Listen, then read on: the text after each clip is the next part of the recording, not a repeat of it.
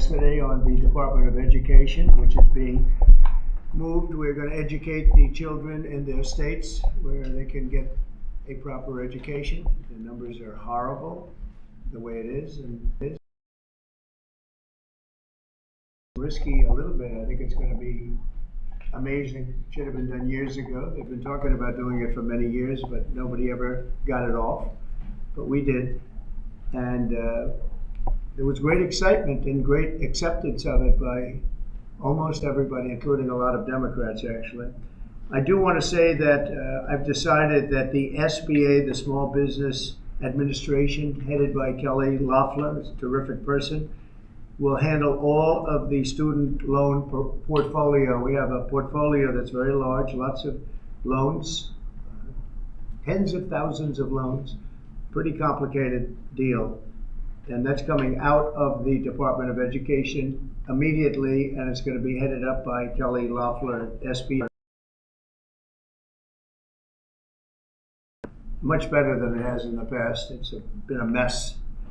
And also Bobby Kennedy, the Health and Human Services, will be handling special needs and all of the nutrition programs and everything else. Rather complex, but that's going to be headed by and handled by Health and Human Services.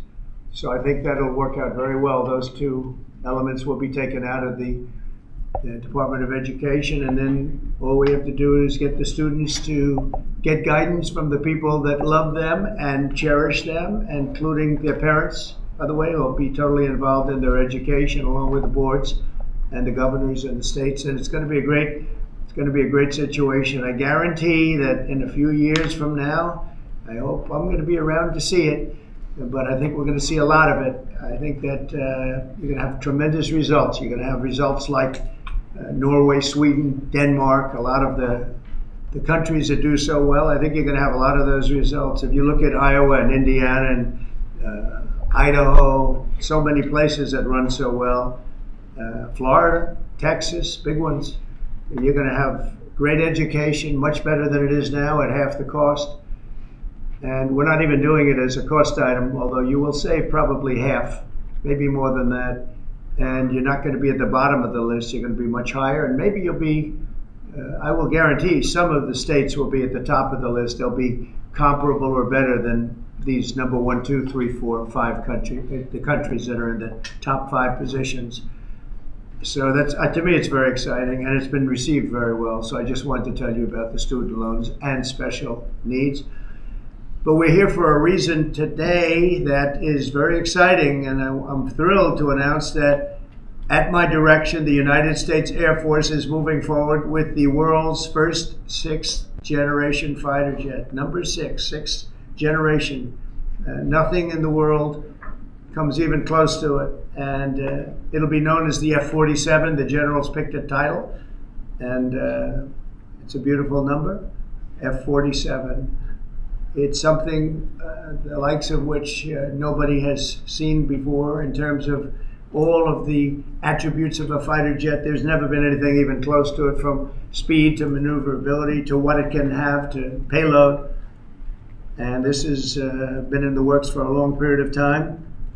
After a rigorous and thorough competition between some of America's top aerospace companies, the Air Force is going to be awarding the contract for the next generation air dominance platform to Boeing.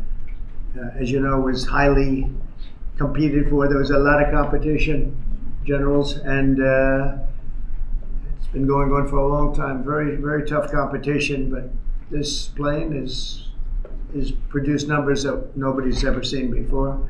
The F-47 will be the most advanced, most capable, most lethal aircraft ever built.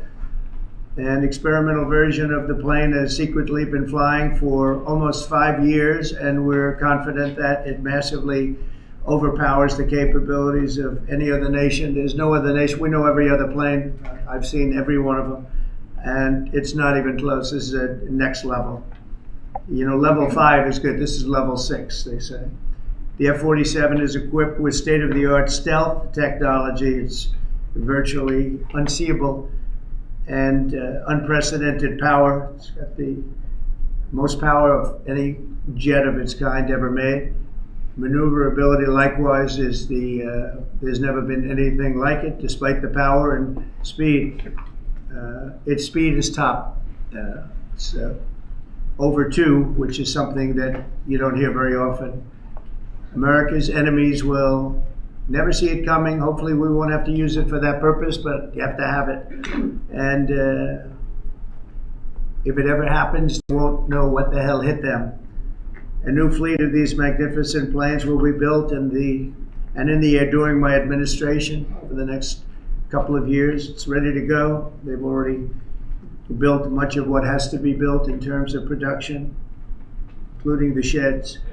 We'll ensure that the USA continues to dominate the skies. We've given an order for a lot. We can't tell you the price because it would give way to some of the technology and some of the size of the plane, good sized plane.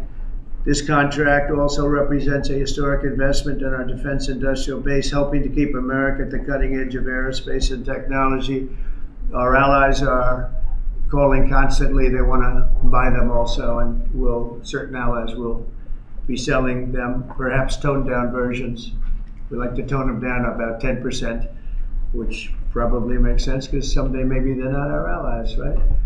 But I would like to ask Secretary Hegseth, who's doing a fantastic job. He's really been very inspiring in so many ways, and I must say that before he speaks, we have had record people wanting to join our military in the last 2.5 months, literally since this, I think probably since the election, November 5th, but especially since we came to office and since I announced Pete.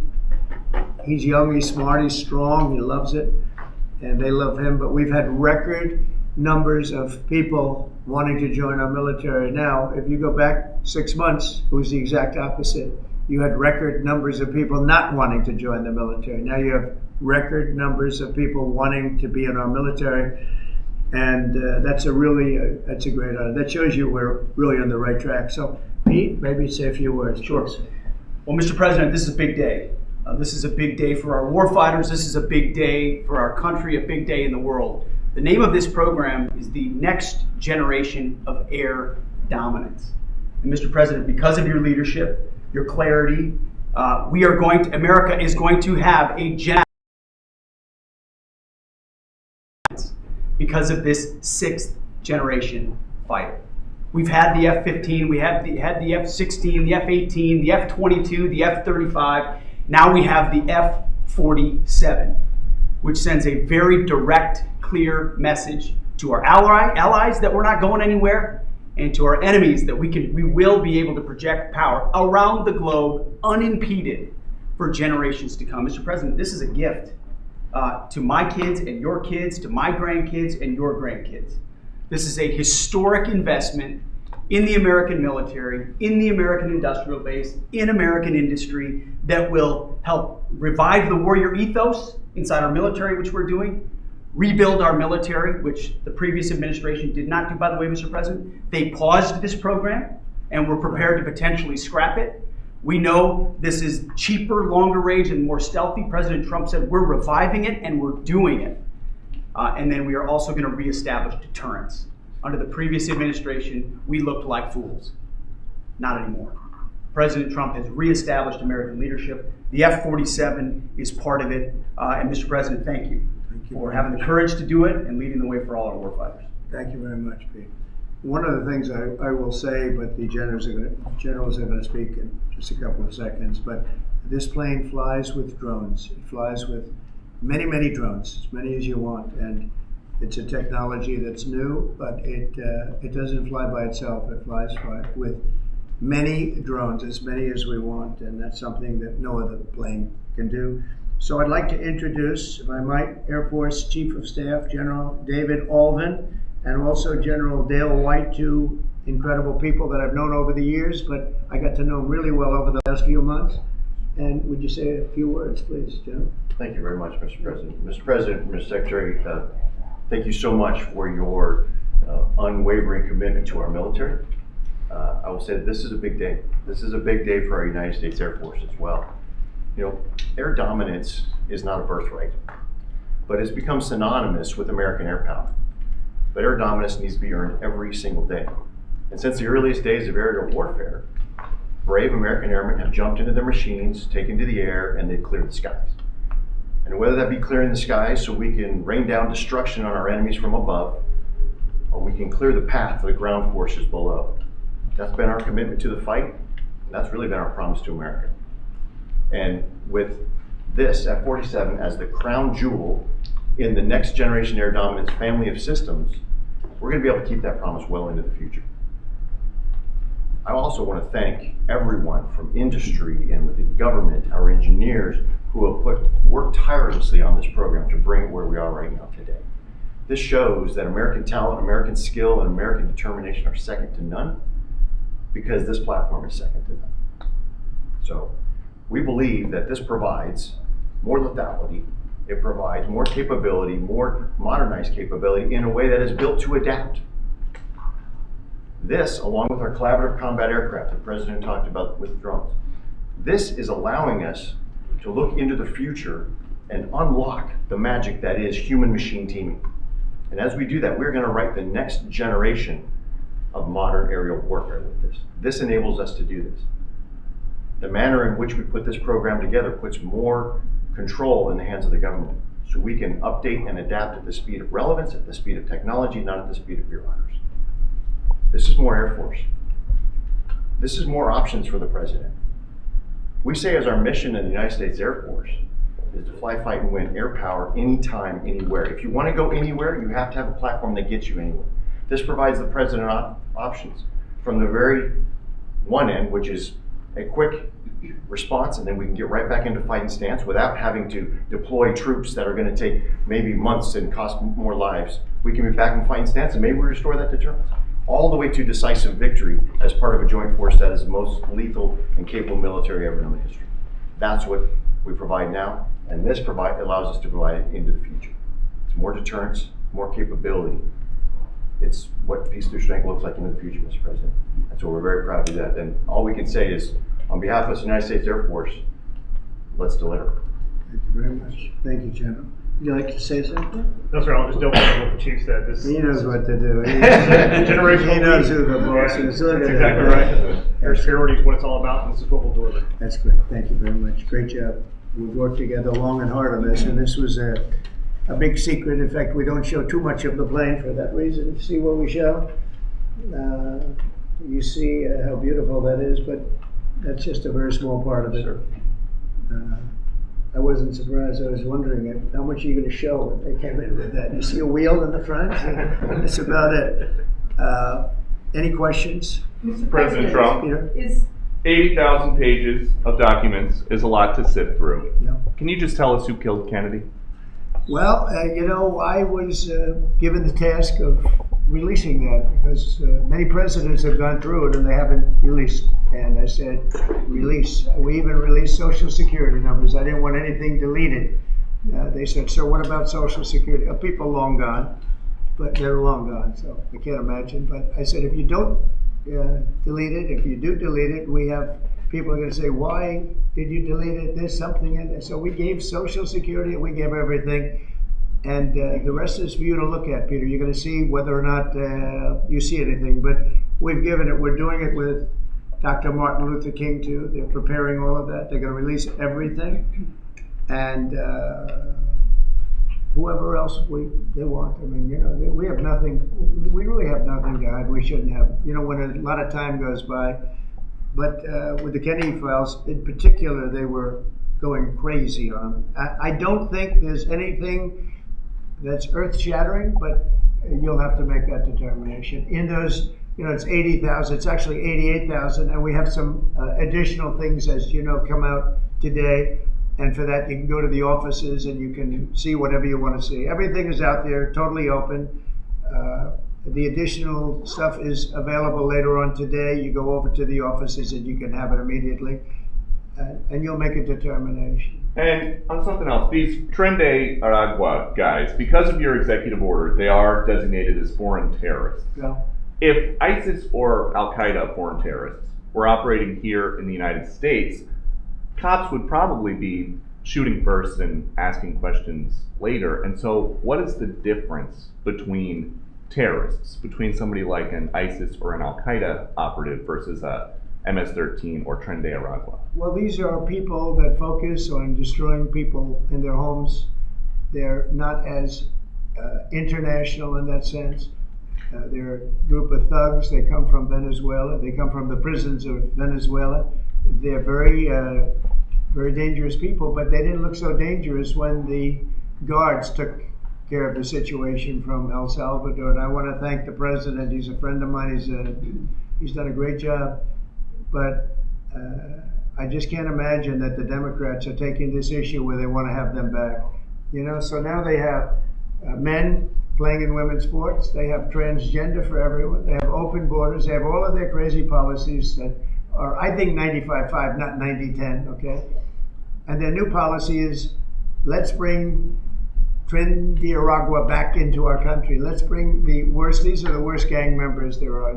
They looked amazingly frail, though, by the way they were handled. It's very amazing. You know, they weren't, when they were in Colorado cutting the fingers off a man because he made a phone call to the police, they seemed a lot tougher then than they did when they were having their head shaved and they were in shackles. They're tough people. They're bad people. We don't want them in our country. We can't let a judge say that he wants them. You know, he didn't run for president. He didn't get much more than 80 million votes. And we just can't let that happen. It'd be so bad for our country. I won on the basis of getting criminals out of our country that were let in. It was called unforced error. They were let in by Biden, incompetently let in, and let in by the millions, actually. 21 million people, I believe it's 21 million. And that's not even including the gotaways, but these are rough people. We want them out of our country. And I won the election based at least partly on that, and that's a big part, yeah? And I don't know if you I don't know if you saw this. Tim Walz is now saying about Trump supporters, and forgive me, I'm just reading a quote from Tim Walz, I think I could kick most of their ass. Oh boy, he'd be in trouble. Is there any way to know? Well, he's a loser, yeah, I mean, he's a loser. He lost an election. He played a part. You know, usually a vice president doesn't play a part, they say. I think Tim played a part. I think he was so bad that he hurt her. But she hurt herself, and Joe hurt them both. They didn't have a great group, but I would probably put him at the bottom of the group. Have you heard that Biden wants to get back involved for Democratic politicians, fundraising and campaigning against your policies? What do you think of that? I hope so. Mr. President, there are several families. Mr. President, there are families from some of the people. I'm with La Nación Pepe from Argentina. There are families from some of the people that were on those flights to El Salvador that claim that they're not criminals, they're not members of Tren de Aragua, of MS-13. What can you tell them, and what guarantees can you give them that everyone in those planes were actual criminals, terrorists, as you said? Well, I was told that they went through a very strong vetting process, and that that will also be continuing in El Salvador. And if there's anything like that, we would certainly want to find out. But these were a bad group. This was a bad group, and they were in bad areas, and they were with a lot of other people that were absolutely killers, murderers, and people that were really bad with the worst records you've ever seen. And but we will continue that process, absolutely. We don't want to make that kind of a mistake. Mr. President, is the U.S. planning to give up the position of NATO's Supreme Allied Commander, and if so, why? NATO is something that I saved. NATO was gone until I came along. In fact, the previous Secretary General, very good man, both of them are good. The current man is fantastic. But both of them have said, if it wasn't for Trump, you wouldn't even have a NATO, because we were paying the cost of almost all of the countries. And now they're paying. I said, we're not going to do this. We're not going to continue. You hurt us on trade. You do bad things on trade. And then on top of it, we're supposed to pay for your military. And because of what I did, hundreds of billions of dollars flowed into NATO by countries that just weren't paying. They were delinquent. They weren't paying their bills. So NATO is solid. They're strong. But they have to treat us fairly.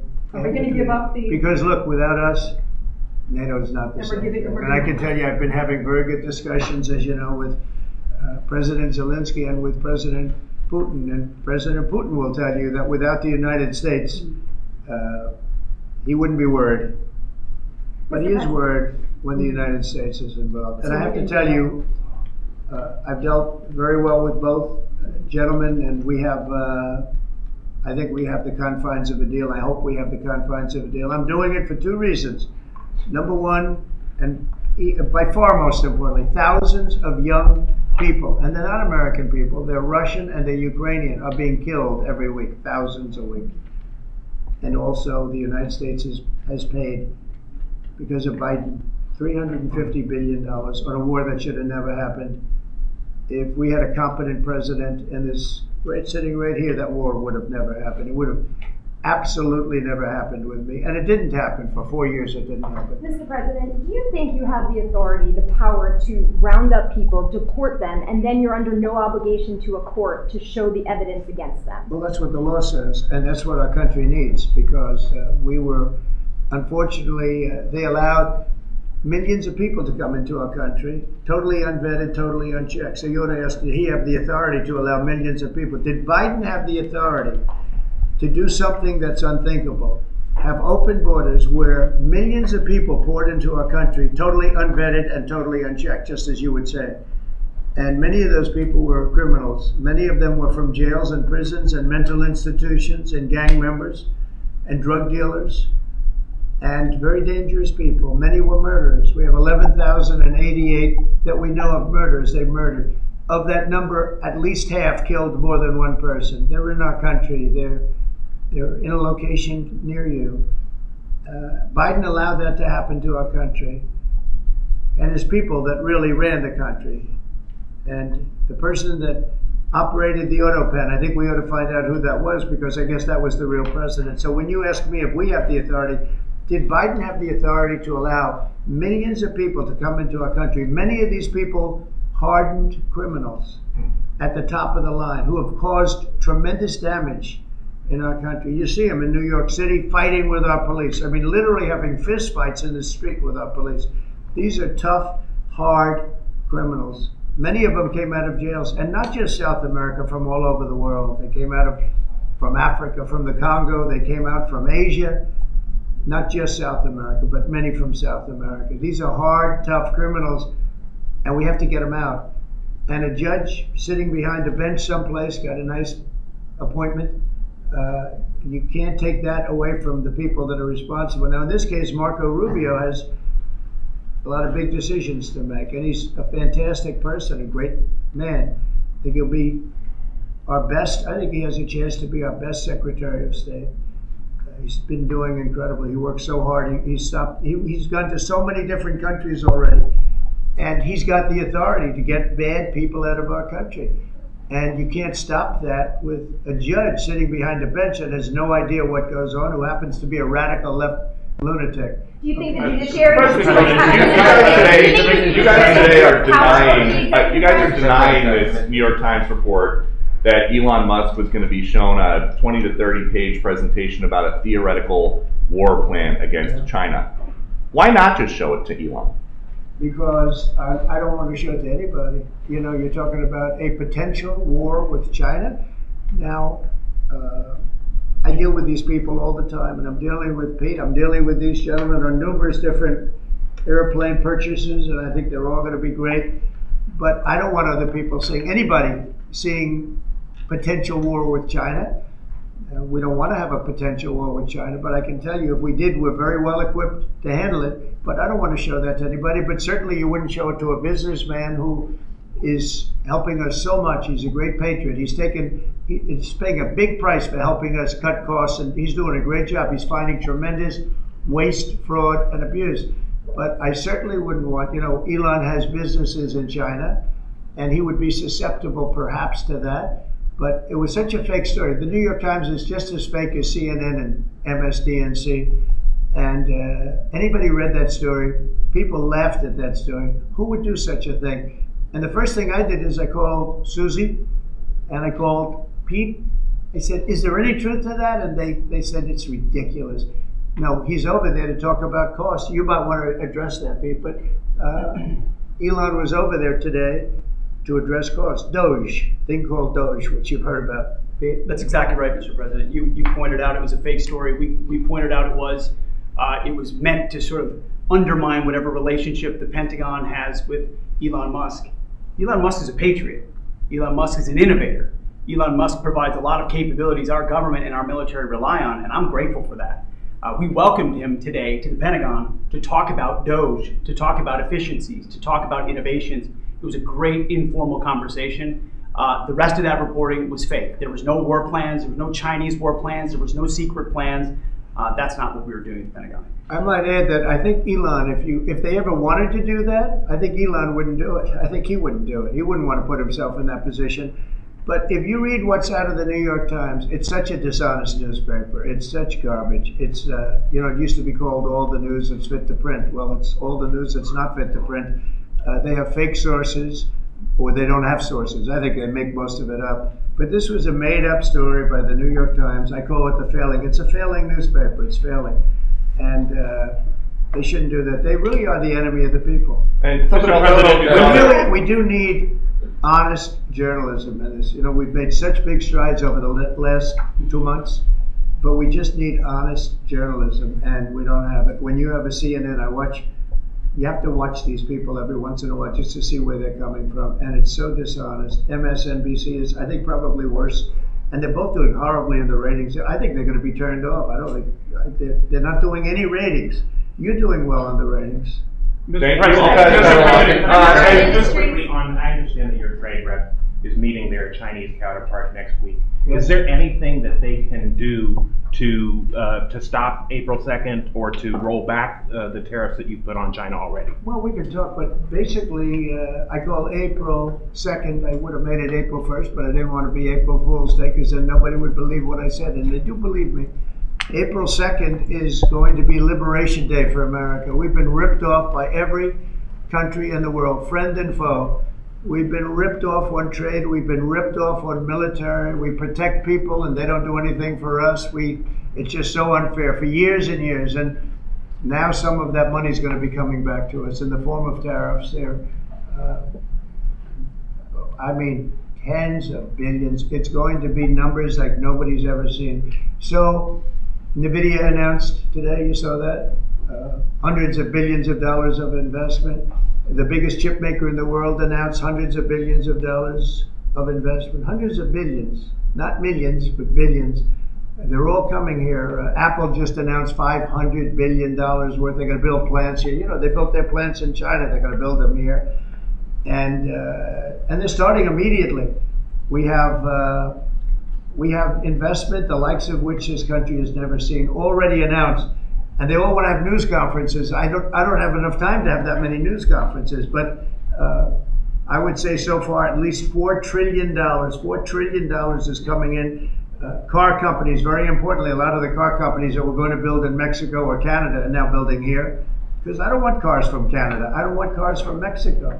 They want to do it, it's fine, but I want the car companies to build here, not, they were building in Mexico 3 plants, big plants, really big plants, and they were going to sell the cars right across the border. We wouldn't have the jobs, we wouldn't have the profits, we wouldn't get the taxes, we get nothing. All we get is unemployment and empty factories. Those days are over. So now those 3 places are going to build here, but many more than that. We have a big one. Honda is building, just announced a really big plant in Indiana, great state, smart place to build. And we have many car companies coming here. The steel mills are going to be booming, And many other things come with that. But we need that for defense. There are certain things you have to have. You have to have steel. We would have had, if I didn't do in my first term tariffs to stop the onslaught, because they were dumping steel in order to destroy our steel plants. If I didn't do 50% and even 100% in certain cases tariffs on steel, you wouldn't have a steel plant in the United States. And Biden was unable to get rid of those tariffs because they threw off so much money that his numbers, which didn't work anyway, because his numbers were terrible, what he did, the way he spent money was so horrible, and what he allowed to happen to energy. That's the other thing. Energy is going to be like it's never been before. Mr. Vice President is here. Do you have anything to say while you're here? No, sir. I'm good Vice President. I'm just here to watch the show, sir. Okay. I think airplanes are pretty cool, so I wanted to check this out. Airplane's cool. It is cool. Is there anything that China can do to take off the trade war at this point, though. Well, I'll be speaking to President Xi. I have a great relationship with him. We're going to have a very good relationship. But we have a $1 trillion deficit because of Biden with President Xi. More than that. I mean, I've heard $1.2 trillion. We have a deficit. And I've explained that to President Xi. We also have a problem where he's allowing fentanyl to be sent into Mexico and then cross the border and, killing. I think the number is much higher than the 125, 115. I think it's closer to 300,000 people a year. And so that's a problem. But they have a tremendous surplus against the United States, and we don't want that. Mr. President, why do you want to control Ukraine's power plant? Members of the states have come to you asking for exemptions on tariffs. Is that something that is under consideration by you? Well, people are coming to me and talking about tariffs, and a lot of people are asking me if they could have exceptions. And once you do that for one, you have to do that for all. So, I mean, generally, I did something interestingly during 2 weeks ago. I gave the American car companies a break because it would have been unfair if I didn't. And everybody said, oh, he changed his mind on tariffs. I didn't change my mind. I helped our, sort of big three, big four. I helped some of the American companies. And instead of taking it properly, they said, oh, he changed it. I don't change, but the word flexibility is an important word. Sometimes there's flexibility, so there'll be flexibility, but basically it's reciprocal. So that if China's charging us 50% or 30% or 20%, and I don't mean China, I mean anybody, any country, Canada. Nobody knows that Canada's charging our dairy farmers. They have 270% tariffs. Nobody knows that. Nobody knows that. They have up to 400%. They have a couple of tariffs at 400%. Nobody knows that. Nobody talks about that. And remember, with Canada, we don't need their cars. We don't need their lumber. We don't need their energy. We don't need anything from Canada. And yet it costs us $200 billion a year in subsidy to keep Canada afloat. So when I say they should be a state, I mean that. I really mean that. Because we can't be expected to carry a country that is right next to us on our border. It would be a great state. It would be a cherished state. The taxes for Canadian citizens would go down in less than half. They don't spend money on military because they think we're going to protect them. There are many things that they do, like icebreakers. They want us to provide icebreakers for them. Oh, that's wonderful. So the Canada, they're very tough traders too. I want to just tell you, all the people, they're tough traders. They trade very tough. And, the expression I use is, some people don't have the cards. I used that expression about a week and a half ago, right?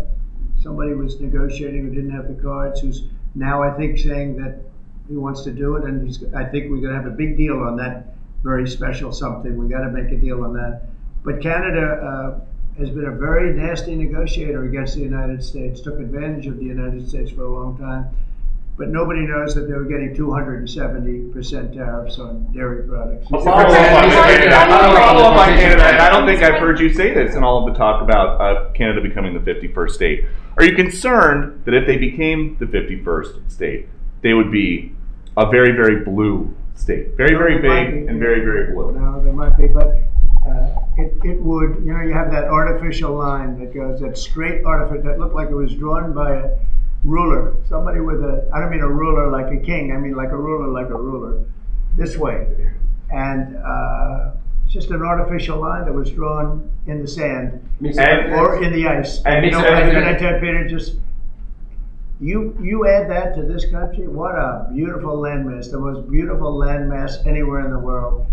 And it was just cut off for whatever reason. It would be great. Now, is it liberal? Maybe, but a conservative until I got involved, because I don't care who wins up there. I frankly probably would do better with the liberal than the conservative, if you want to know the truth. But just a little while ago, before I got involved and totally changed the election, which I don't care about, probably it's to our advantage actually, but the conservative was leading against, I call him Governor Trudeau, the conservative was leading by 35 points. So, so I don't know about that.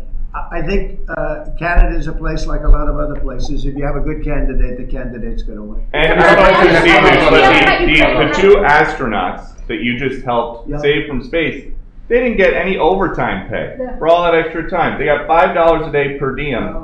For 286 days, that is $1,430 in extra pay. Is there anything the administration can do to get them, to make them whole?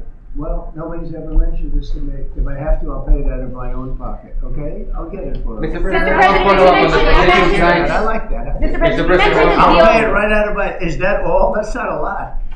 For what they had to go through. And I want to thank Elon Musk, by the way, because think if we don't have him. You know, there's only so long, even though they're in the capsule up there, that the body starts to deteriorate after 9 or 10 months and gets really bad after 14, 15 months with the bones and the blood and all the things that you've been reporting on very well. And if we don't have Elon, they could be up there a long time. Who else is going to get him? And I just want to thank him. He's going through a lot, what they're doing to him. And these people are going to be caught, and they're going to be caught, and they're going to be prosecuted. And from what they tell me, I see this just by watching your programs and reading the news, but from what they tell me, they could get 20 years in jail, and they'll get it. I'll tell you, there's going to be no leniency, and there'll be no pardons.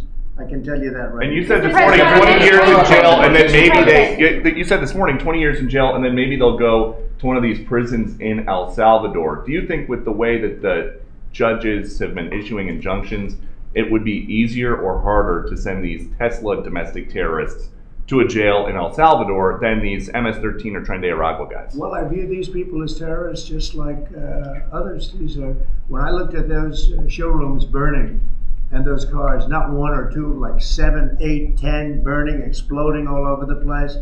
These are terrorists. You didn't have that on January 6th, I can tell you. You didn't have anything like that on January 6th, which is sort of amazing because on January 6th, the Democrats were talking.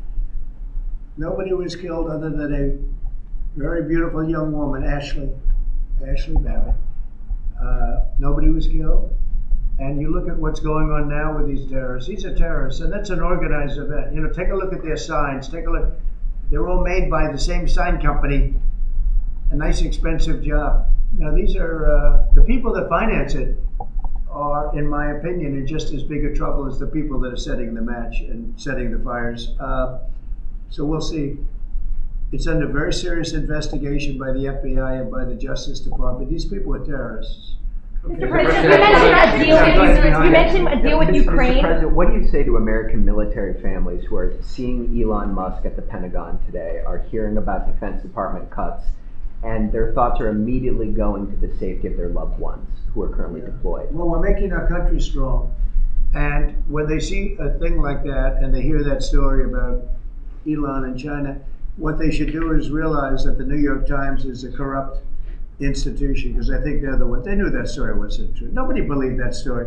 People that, when I first called, they laughed when they heard this story. Nobody believed it, that the Pentagon was giving him a briefing on what war with China would look like, and he has business in it. No, they made that up because it's a good story to make up. They're very dishonest people. I have it with the Times, and you'll see more and more of it. To me, it's a very, very dishonest organization. But a story like that is made up. It's total fiction. And I just wanted to make sure. I called up Chief of Staff and I called up Pete. And I said, is there any truth to that? Absolutely not. He's there for Doge, not there for China. And if you ever mention China, I think he'd walk out of the room. He wouldn't take it anyway. So it's just a made up story.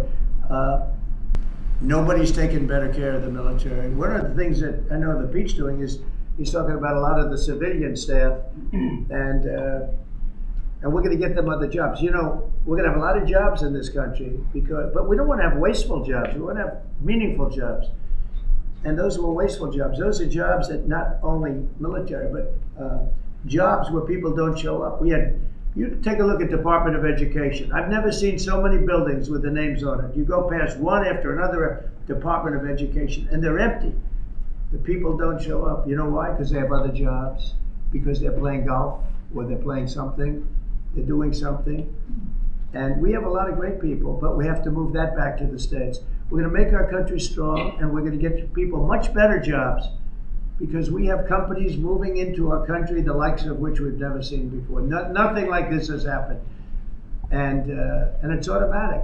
They don't want to pay the tariffs. How do you avoid paying the tariffs? You build your plant in the United States, and it's a beautiful thing to see. I see it. So far, I would say $4 trillion. Nobody's ever heard of them. No country's ever heard of numbers like that. $4 trillion, and those are the best ones. The biggest, best chip maker in the world. I'm not a fan of the CHIP Act, where you give billions of dollars away to companies that don't need it, and it won't bring them here. I'm giving nothing away. All they're doing is coming here, they're building because they want to avoid. Remember this on the tariffs too, because that's going to be, Liberation Day, April 2nd. It's reciprocal. If they charge us, we charge them. So somebody say, well, how much are the tariffs? Very fair. If India, as an example, has been very bad to us on tariffs, they charge 100%, 200%, whatever they charge. Now, Europe just announced they're lowering the tariffs on cars. We charge like a joke, 2.5%. That's what this country charges. Europe just announced that they're reducing their tariffs on cars to 2.5%. It's nice. But they also have non-monetary tariffs where they make it impossible for the cars to get in even without the dollars on them and the dollar signs. It's called a non-monetary tariff, where they put on controls where no matter what happens, because they don't want cars, they don't want the American car in their market. And yet they send us millions of cars, they send us big agriculture, they don't want our agriculture, they don't want anything from us. European Union's very tough, but now it's fair. So whatever they do to us, we do to them. Mr. President, you mentioned last month you mentioned as Russia continues to attack Ukraine, are you planning to impose any sort of sanctions? Well, they're fighting against each other. Yeah, I think we're going to have a ceasefire on a lot of areas, and so far that's all held very well. And getting that ceasefire, they had a lot of guns pointing at each other. We had some soldiers, unfortunately, surrounded by other soldiers, and they are going to be, I believe, we're going to pretty soon have a full ceasefire, and then we're going to have a contract. And the contract's being negotiated, the contract in terms of dividing up the lands, et cetera, it's being negotiated as we speak.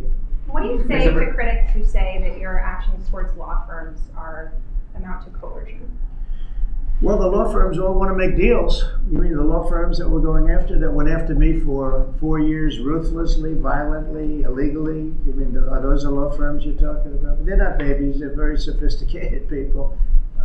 Those law firms did bad things. They went after me for years. Russia hoax, all a hoax. It was a hoax. It was Hunter Biden's laptop. It didn't come out of Russia, by the way. It was came out of his bedroom. It was all a hoax, developed by Democrats. Hillary, I don't think Biden did, because I don't think Biden knows what the hell he's doing, frankly, based on everything I see. I've seen things since being here that are so sad. What he's done to this country, what he and they did to this country, those people that surrounded him, who, by the way, are radical left but smart. He's not smart. He was never smart. But these are radical left, smart people. They totally controlled him. He did whatever they told him to do. And it's a shame. It's so sad to see what happened, what they've done to this country, both not only the inflation you saw, but allowing millions and millions of criminals into our country. That's an inexcusable act. And many other things besides that. Thank you very much. Mr. President, can we talk one more question on Ukraine?